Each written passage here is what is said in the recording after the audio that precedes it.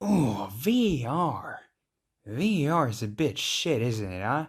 Because it seems like with a new game, we'll see the same challenge continues, but the same trend. Who can bury Liverpool more with their stupid ass, outrageous fucking decisions? And this one was not an exception because here we had an awful referee decision when it comes to penalties. But before this, let's talk about the game in general. It wasn't a very entertaining game, was it? I was mostly looking at UFC and sometimes looking at this game, so that tells you a lot of things, because I'm not very much a UFC guy. So, the most exciting thing was, apart from goals, was the fact that Jota started with Mane, Firmino, and Salah, which raised a lot of questions like, what? Will it work? Where will he play? Where will Firmino play? Because probably if Jota is playing, Firmino should play a little bit lower, and Salah is a striker. And it worked. Obviously, it's all could have gone to shit after the first 10 minutes, thanks to VAR, our best friend, after an obvious fall, sure, from Fabinho, that was outside of the line, or at least right on the line. And yeah, he fell down over the line, but it's still not a penalty. I am so fucking done with these stupid ass decisions, because otherwise it was very much game for Liverpool. Sheffield had the chances, they were not shit. They were useless in attack. They had 13 shots overall, not bad, but they had only 2 shots on target. Pretty disgraceful, right? Great. But overall, if not that stupid ass moment, it would have been complete domination by Liverpool, which is basically what happened with our near 60% possession and basic control of the game. As I said, this was the only clear moment. And you know me, I don't have any disrespects towards Sheffield or basically any other team. I'm very respectful to every single team. But this thing, this fucking VR, I'm all for VR. That's the funniest thing. And this motherfucking asshole decides to turn on me second game in a row. Why? Why are you doing this to me? You fucking blind assholes. Okay, I think I struggle enough with VR for today. I don't want to go anywhere near to it because we have El Clasico later on to touch on, where VR was also a little bit weird. But enough of VR in this game. If we're talking about this game, as I said, Sheffield was pretty much poor when it came to attack. 2 good opportunities, one with a penalty, which was a goal, another one, great save from Alisson. Nothing really came in from Sheffield. I am disappointed with how they started this season. They're right now right at the bottom of the league. They barely scoring. They have 0 points, if I remember correctly. They play in very defending, but also not as entertaining style of football as they did last year. They were a big surprise last season, which shocked everyone in the Premier League, even Sheffield United fans. But this season, unfortunately, they can't seem to carry on this incredible satisfaction that came with their matches, or at least with the results that they gave to Sheffield United fans. And it's a big disappointment because I really enjoyed them last season. But this season, went to shit, right? What didn't went to shit was our defense. If we're not counting this fucking penalty, we were very solid once again. Man of the match, if we're gonna look at Liverpool.com and basically a lot of resources as well, Joe Gomez was man of the match, and I cannot really say that he doesn't deserve it. He did. Another solid performance. Ajax, now Sheffield, very much taking control of himself and actually doing what we all expected him to do, actually stepping up and becoming our second best defender. next to Fabinho, of course. And this is a little bit surprising because I was expecting him to go in a row with couple good, couple bad performances here and there, but right now, he's on fucking fire, and I cannot say that I'm fucking disappointed because he is great. Winning balls, interception, everything. Just perfect. I really enjoy looking at him, even though once again he gave away some chances to Sheffield. There is no surprise in this. He's still not a perfect defender, and nobody is. So if you're gonna give away a couple of moments here and there, I can accept it. The best thing is he's in form. He's actually back into his best form, or at least close to it. And this is very good news for Liverpool because right now, the pressure that the fans and opposition fans, gave to Liverpool squad slowly fades away. It's still there, and it's still a pretty big one, but it slowly disappears because they are showing that even without Van Dijk, they're capable of getting results, and they're capable of performing well in defense, which was the main concern. In attack, we're still decent because guess who scored? Firmino did. Oh, beautiful scenes. But obviously it was mostly Mane who goes around, shoots, goalkeeper saves, but it bounces right to Firmino's leg and he scores it. It doesn't matter there was a tap in, it doesn't fucking matter because he finally scored. It's been a long one, but he did it. And I cannot be more proud for him. And the second goal came in, and it was a funny one because I didn't see it coming because it was a cross, and the source when I was watching it decided to lag. And I saw Jota just heading it, and it frozen. And I was like, well, it's a nice shot, and it's a shame it glitched, but I'm more than sure that he missed. Because, he's quite small and there is a bigger defender. It's probably a tough situation, tough position to shoot from. He's probably going to miss it. What do you know? It unfrozen and they celebrate. And I was like, fucking hell, my little midget. You actually did it. Fuck you, the frozen glitch and shit. But I'm so proud of you. And yeah, he's not midget, but come on. It's so nice to see Jota actually stepping up, and it's his second or third goal in Liverpool shirt. And so far he's showing to every doubter that he's a decent player who deserves to get his opportunities, who deserves to get near the starting 11 from time to time, or at least be the first guy on the bench who will come in and save the game. And you know what? I love it.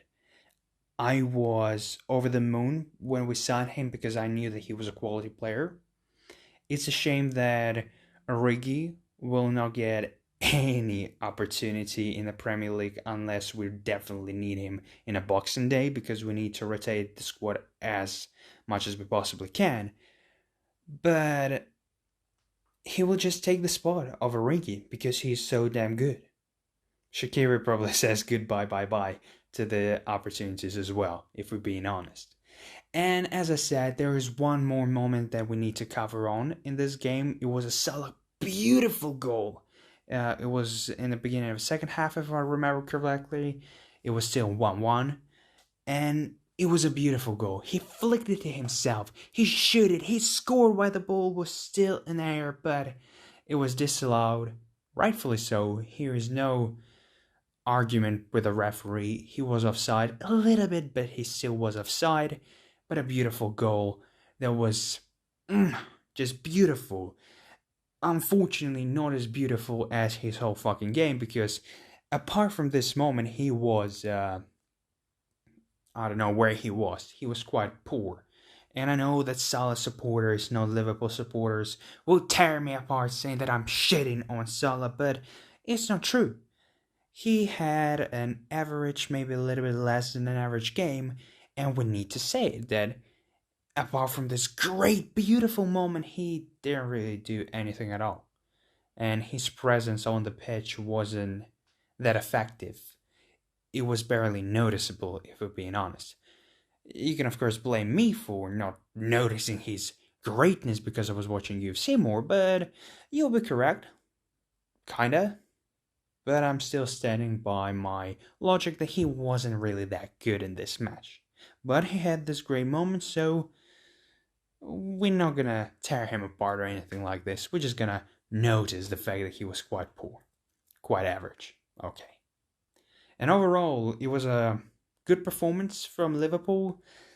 Okay at best from Sheffield. Very disappointing, for being honest. And yeah, if we're talking about performances, let's touch on this subject as well. I really want to talk about Manchester City going 1-1 with West Ham. And it really did surprise me because it's the worst start in Pep Guardiola's career. And of course you can say that, oh, it's a very challenging times for everyone, but for footballers, there is no time to chill. There's no time to take a breath, and take a second game, chill out, and then play again, or just, have a little bit of rest. They need to go all in every single week, twice a week, 3 times a week. It doesn't matter, They need to go all out. And City are very much struggling because of this. There is no denying, because you can look at Atalanta, Sevilla, even Shakhtar. They all lost some points in the games that they played in the league. And City might be falling victim of the same thing. There's a lot of matches, and the players who didn't have enough rest after the shutdown of the league, continuance of the league, and then another little break, they still need this rest, and they just cannot play on top of their performance. And I can agree with this, but if we're being honest, I think there is something more to it. I think that Pep Guardiola is a little bit off lately, and of course it's not only a football thing, but also the loss of his mother is a very tough thing to go through, I would assume. And I wish him only the best, because it doesn't matter that we are rivals. Those type of things are very hard to take, and there should be no second thoughts. You should always feel sorry and feel that he will be better and stronger than ever. But unfortunately, those events all lie down very badly for Manchester City, because right now they are looking, if not worse than they ever did under Guardiola. At least they're looking without any sort of fire in their eyes. They are not energetic. They barely want to do anything. And even though they're trying, they cannot do anything. And it was very clear in this match, because in the first half, obviously that beautiful over-the-head kick by Antonio, another Greek player that a lot of people said he's done at any level. And even at West Ham, he's done. He's rubbish, and he will never get an opportunity to prove us wrong. For them, second season in a row, he's put in another great performance and shutting down every single critic, making them all admire him and say that he's a bowler, that he's a great player, but not quite there to be in a bigger club. But everybody now at least knows that he's pretty good. And he showed it once again here by scoring this incredible goal. And the thing that I noticed in the first half was that if West Ham would defend as they did in the first half and attack a little bit more, they will be able to break Manchester City, and they will be able to score another goal, because Manchester City tried to attack, barely did anything with their attacks, and then their defense would fall apart. It doesn't matter if it would be a mistake, it doesn't matter if it would be the pace of West Ham players, but they looked shaky. Not like fully open like Real Madrid against Shakhtar, but they were average at best. In the second half, they picked themselves up. West Ham didn't have enough pressure. They didn't put enough pressure on Manchester City, and Phil Foden scored. And after that, I thought, okay, now it's game over, and like always, Manchester City will score another one and win by 1 goal, maybe even 2, who knows, but they will be able to win. And it seemed like that Yarmolenko and some other players did everything they could to give Manchester City more and more opportunities by giving stupid passes, lose the ball in a very dangerous positions, but nothing that West Ham players did to give away any opportunity to Manchester City actually helped Manchester City. Because after that Foden goal, they had a couple more decent chances when De Bruyne came in. But if we're being honest, they didn't really had another incredible shot, another 100% sitter, or just, a very good opportunity. They were off, they didn't create anything. And that what surprised me the most, because West Ham did have a couple of attacks that could have at least be counted as shot on target at the end. City, on the other hand, barely created anything. And that really took me by surprise, because it's what they do every single time. If they are losing, they will find their internal strength and they will push their opponents down. They will score to equalize and they will score another one, and maybe another one just for fun, but at least one more to win. And here, unfortunately, they couldn't do this. And I don't know, will this trend, stop for Manchester City? And will they be able to pick themselves up and actually become the same Manchester City that they were a couple of seasons before, fighting for the champions, or for the Premier League champions, fighting for Champions League glory? But right now, they don't seem right. Obviously, there's a lot of things that we should consider while we're talking right now about Manchester City. Injuries, Pep Guardiola and his, tragedy, and just the fact that there is no rest for those players. But the same can be said about a lot of teams, so there's not really much to talk about apart from injuries or Pep Guardiola's state of mind right now.